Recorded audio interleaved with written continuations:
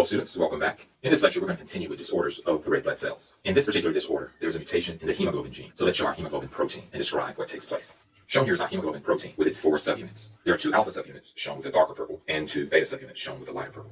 Normal hemoglobin results in a normal red blood cell. So shown here is a normal red blood cell. Let's annotate the relevant features of our hemoglobin protein. Our normal hemoglobin molecule has 2 alpha subunits and 2 beta subunits. In the beta subunits, the 6th amino acid is a glutamic acid. This hemoglobin molecule is known as hemoglobin A, or adult hemoglobin. There's a particular genetic disorder in which the 6th amino acid of glutamic acid in the beta subunit is replaced with valine. In this genetic disorder, the 6th amino acid glutamic acid is replaced with valine. In the beta subunit, the 6th amino acid of glutamic acid is replaced with valine.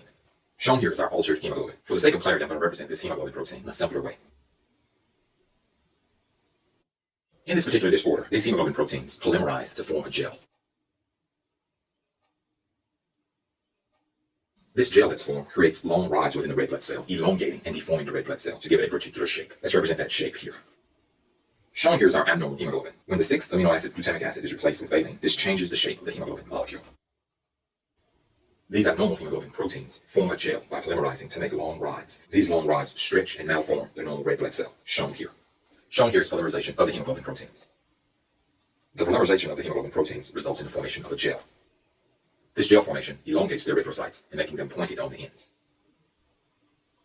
Because the hemoglobin is altered, it cannot bind to and carry oxygen efficiently.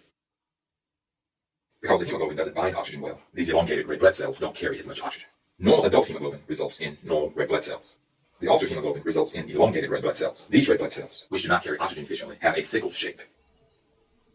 This disorder gets its name from the shape of these red blood cells. Because this hemoglobin results in red blood cells that have a sickle shape, we call this sickled hemoglobin, or HbS. The pathological condition that results is called sickle cell anemia.